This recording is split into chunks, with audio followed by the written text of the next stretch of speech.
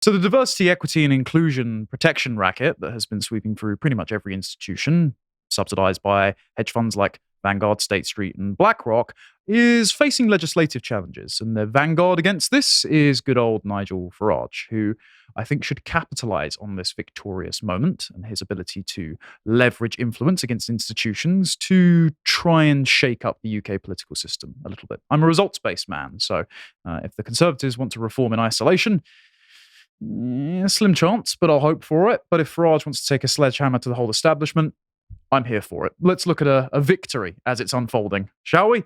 To speak of a captured financial institution, you can go over to our website and pay us as little as £5 a month to get all of our premium content and watch Dan's latest Brokenomics conducted with Josh on the USSR and its economic structure and how it ran itself aground. One of my favourite stories from the USSR. It's one of those old, we pay you to pretend to work. We pretend to work and they pretend to pay us scenarios. Robert Conquest wrote, and I think it's in Reflections on a Ravaged Century, how the USSR's economic system, much like our own, really, rather than actually generating productivity, in order to meet the 5-year plan targets, they didn't develop more goods. They just set up a factory for a left boot and then a factory for a right boot. Yeah. So it meant it employed more people making the same thing.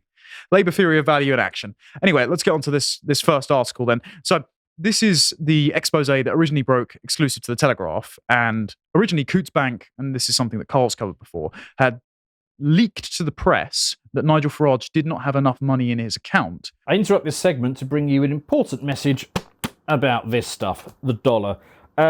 Not going so well, is it? Inflation is out of control and debt is even more out of control. In fact, the US government is on the verge of spending $1 trillion a year just servicing its debt. It spends about $6.6 trillion and it only collects about $4.6 trillion in revenues. So you can see that this situation is, rapidly taking a turn for the worse. You might want to consider some gold and silver, and that is why that we've done a partnership deal with Goldco, and we've created LotusEatersGold.com. Go and check that out. It's an offer for our American viewers. You can transfer a proportion of your IRA into this, and if you do so, you're going to get some of this lovely stuff, some bonus silver thrown in on top, up to $10,000. Or you can even take delivery of the physical gold to your home address if you prefer. So if you want money that goes clang when you put it down, check out LotusEatersGold.com. To retain an account with their bank, because they're an elite bank. They've been open since, I believe, the 18th century.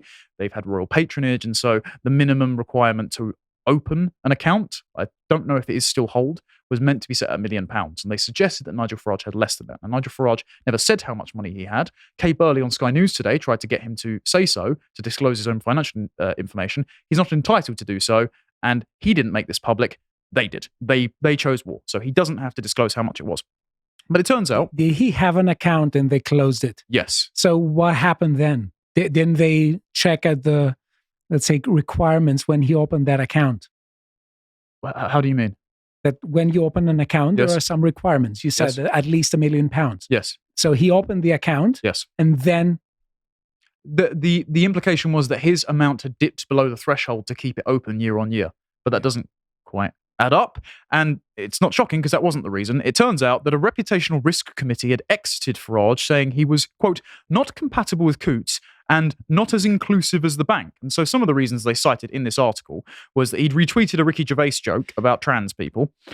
He was friends with Novak Djokovic, who chose... He did an exclusive interview with him on GB News, who chose not to get the COVID vaccine.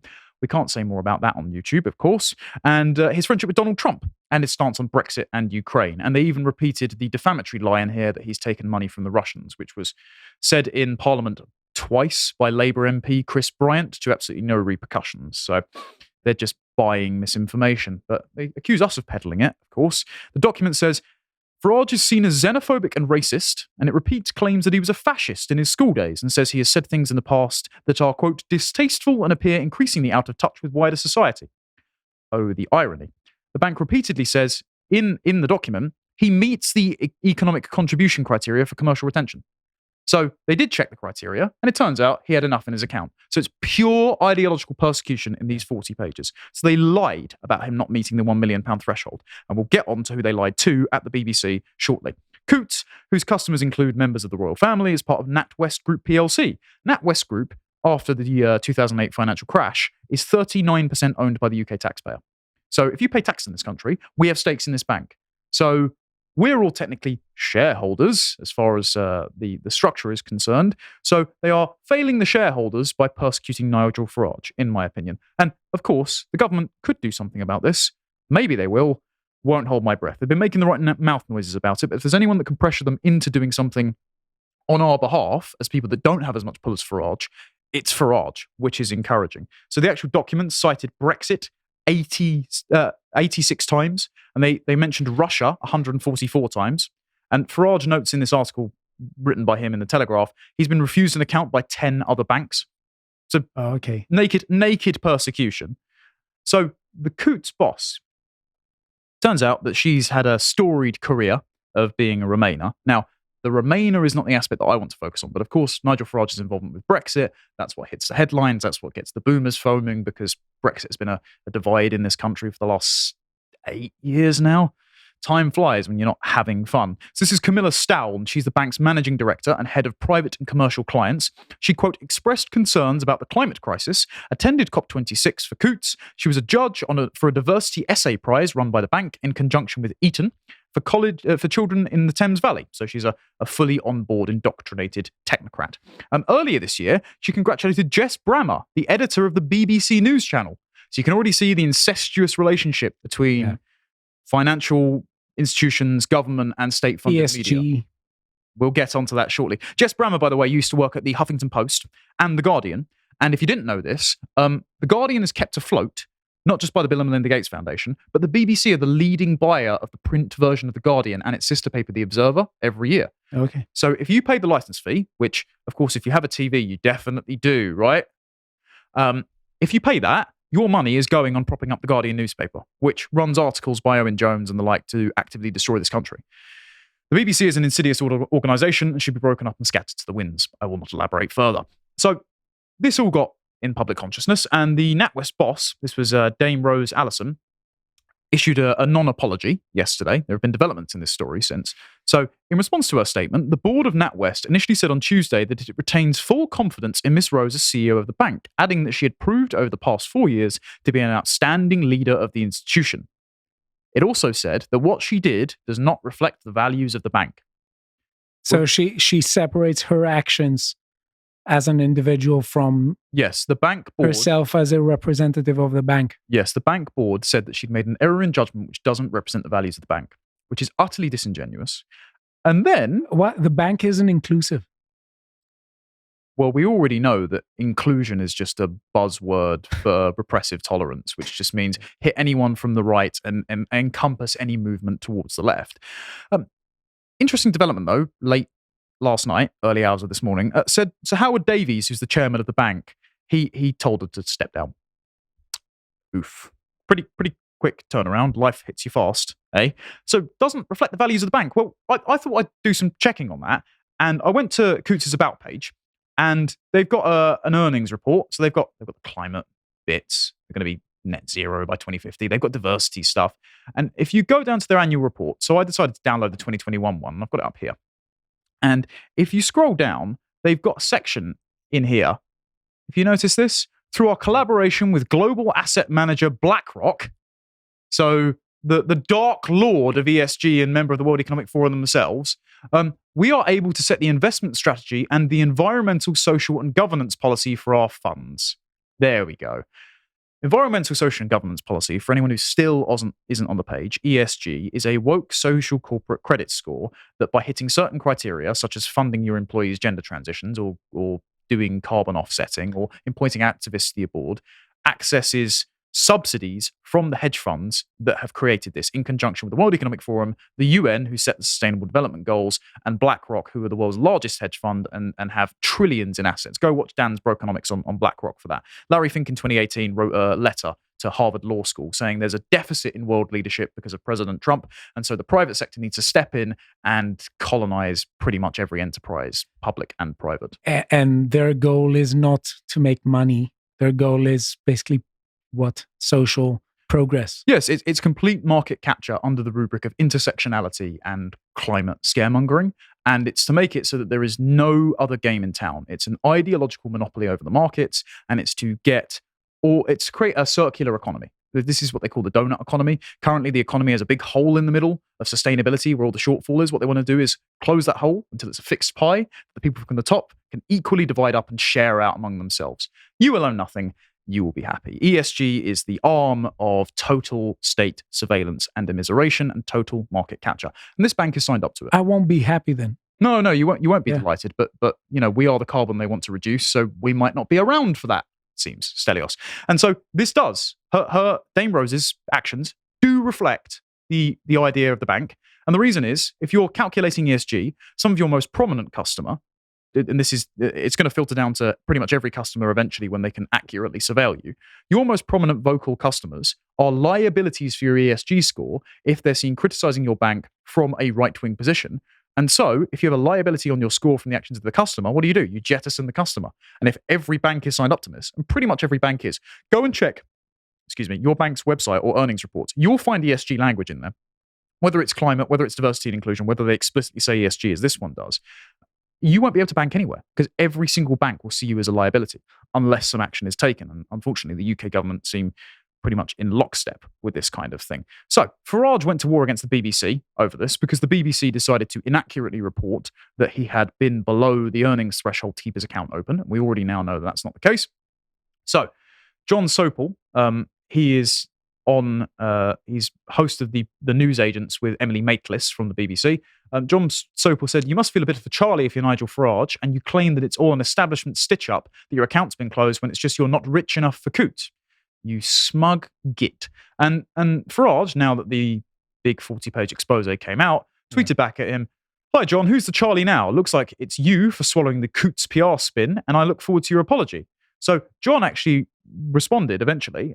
He did apologize, so that's quite good. It's not coming up in the immediate replies, which is frustrating. But he did eventually decide to apologize. He demanded an apology from the overall BBC, and they did end up sending him a letter for that. He's also called for the ICO to investigate how his personal data was used by NatWest. So why was this leaked to the BBC when it should be confidential? And he's written to BBC director Tim Davie to ask for a formal apology from the BBC. Seems like the government are also interested in seeing if the bank bosses are persecuting the political opposition. So you can see Farage here leveraging his institutional pull, even as an establishment outsider, to make moves that will benefit the rest of us by tackling ESG. Very encouraging stuff. So here's Stoppel's tweet. Sorry about that. He did apologize. "Dear Nigel, I've always believed when I get things wrong, I own up to it. I got it wrong. Sorry, that will teach me to trust reporting of my old employer," so he was formerly at the BBC. "If your political views were even part of the reason why the account was suspended from Coutts, that is totally reprehensible." Let me say something. Please do. It's good if people apologize for, when they are mistaken. But Yes. at the end of the day, as you said before, there have to be some concrete results. Yes. An empty apology means nothing. So was that apology empty, or do you think that he... Well, I would say that he had a lot of hubris buying the institutional line. And so the only thing that could be done is now challenging the institutional power that made the narrative hegemonic and believable enough in the first place. And also, the other thing is, great, glad on your apology. When's the BBC going to get around to apologizing to Cole for defaming him in the opening episode of the Disinformation podcast? Again, not holding my breath, but there you go. So the other BBC director, Simon Jack, who's the BBC business director who wrote the BBC article about Farage, he's apologized. He said, "The information on which we based our reporting on Nigel Farage and his bank accounts came from a trusted and senior source." Well, you shouldn't trust it anymore. Yes, exactly. Yeah. However, the information turned out to be incomplete and inaccurate. I would therefore like to apologize to Mr. Farage. And Cole raises here, "You literally just took the word of a lie and did nothing to check it. Utterly disgraceful. This should be career-ending stuff." Unfortunately, boss, probably won't. And they probably won't apologize to us yet either. Let's see what we can do about that eventually. So why did he believe them? What source was it? Well, it turns out it's a big club, and we, and even Farage, aren't in it because, so Farage thanked him for his apology, but he was sat next to Dame Alison, the woman who's resigned, at a dinner the night before he tweeted the claim about Farage and wrote the article. Okay. So they were sat at a dinner, just chatting, and she was discussing clients' confidential information and lying about it at a dinner party to a BBC journalist. So this was on the 3rd of July at the BBC Correspondents' Charity Dinner, the Grand Ballroom of London's Langham Hotel. Nice work if you can get it.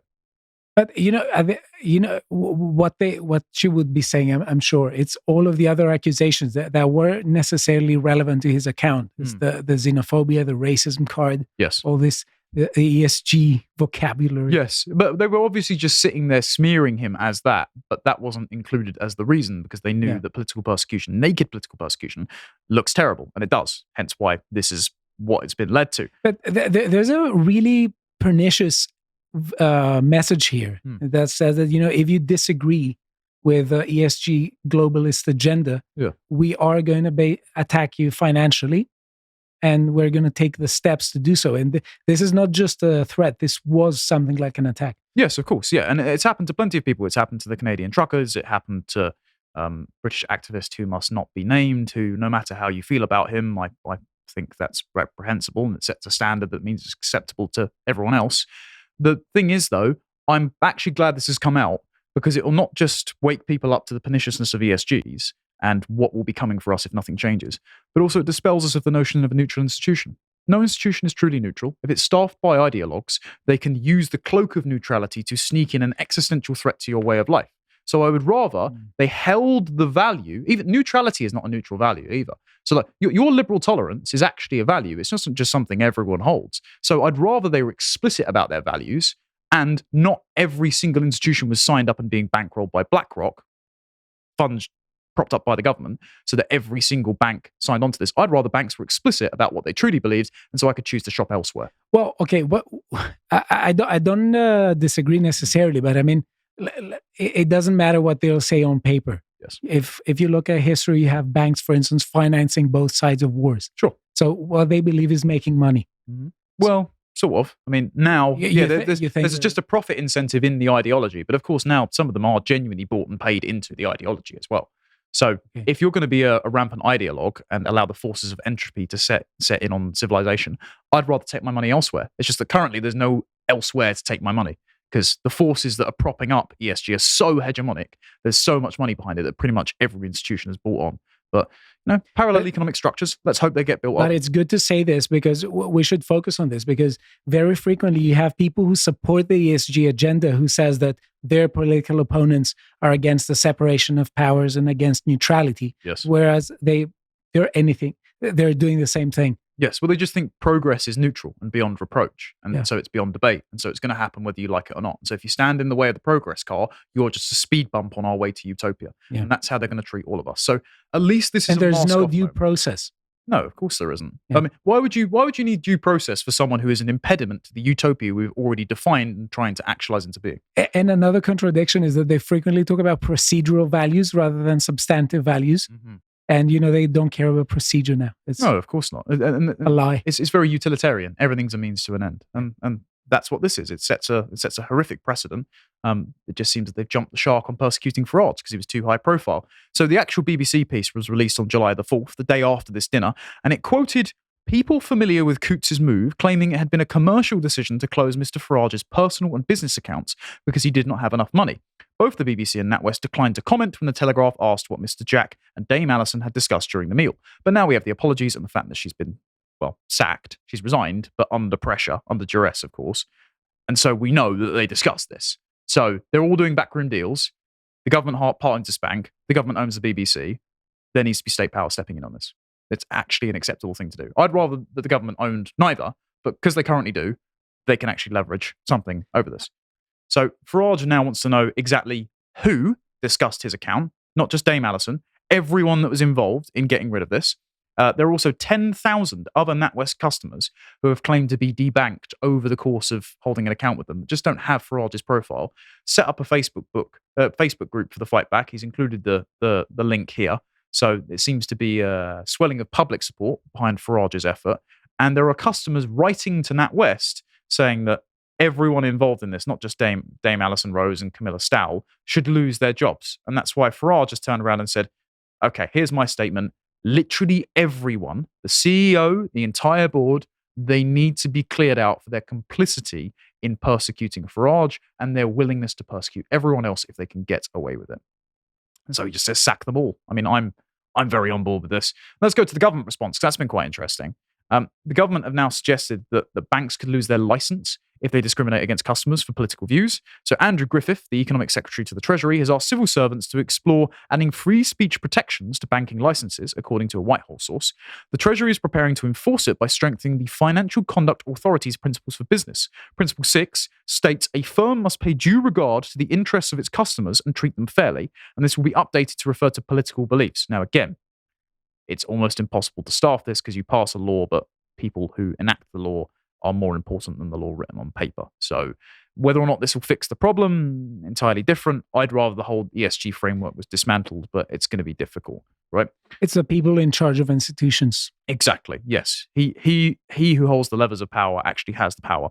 David Davis, who's a Conservative MP, was nearly the leader of the Conservative Party at one point. Back to Sunak, which is disappointing, but he has been good on Brexit. He's branded Coutts' decision to debank Farage as a thinly veiled political discrimination and vindictive, irresponsible, and undemocratic action. In response, Rishi Sunak said, in the short term, having consulted on the payment service regulations, we intend to crack down on this practice by tightening the rules around account closures. And this is actually something that Farage should lean on, because Farage is a looming threat in the political mind of the Conservatives. Should he come back, he's probably the only man capable of galvanising the right to take votes away. That's why they entered into a pact with the Brexit Party in 2019. And so if Farage leans on this at a time where the Conservatives are electorally vulnerable and already making concessions to their backbenchers, who are more socially conservative, like Miriam Cates, he can get some action possibly taken on ESG. All you've got to do is hammer the ESG point home. Larry Fink already knows from BlackRock that ESG is a toxic label because loads of the Republican legislators in America have been passing legislation against it. If it enters the political consciousness of the people in the UK that aren't always switched on to our show, it will become so toxic that even the pro-ESG people like Jeremy Hunt and Rishi Sunak will be forced to take some action on slowing the roll of it across every aspect of society. That would be good. And Sunak himself has actually come out, and I'm not going to say to his credit, because I don't really credit him with much, and I don't know if a staffer wrote this either, but there you go, and tweeted, "This is wrong. No one should be barred from using basic services for their political views. Free speech is the cornerstone of our democracy." Now, well done to Suella Braverman, Jacob Rees-Mogg, Priti Patel, Lord Frost, Boris, of all people, and of course Elon Musk, who backed Farage on this. But free speech, Mr. Sunak. Interesting. Abortion buffer zones mean anything to you, where you can be persecuted for praying silently in your head on a British street for the murder of the unborn? You're putting ESGs in digital currencies, undoubtedly. You've allowed the World Economic Forum to spearhead our AI response. The online safety bill, not repealing Section 127 of the Communications Act passed by Tony Blair, which is what Count Dankula got prosecuted under. All of these things are on his watch. You could change these tomorrow, but you don't. So excuse me if I don't believe the free speech defense. Again, it's not about the principle, it's about the man enacting the principle. And the mealy-mouthedness on this doesn't fill me with hope. But again, if anyone can leverage the government, it's Farage. Now, who do we think didn't come to Farage's defense on principle? Is there one political figure in the UK who's been curiously silent on this? Maybe a major party head, a prime minister in waiting, even. Yes, of course, Keir Starmer. Keir Starmer decided to abstain from condemning this. And the reason is, he said he prefers Davos to Westminster. Direct quote. Dawn Butler from the Labour Party, a woman who lied about getting a letter of commendation from Obama, typical race grifter, she, a little while ago, turned around and said that the career ladder should be a career escalator for black women and minority groups in the UK.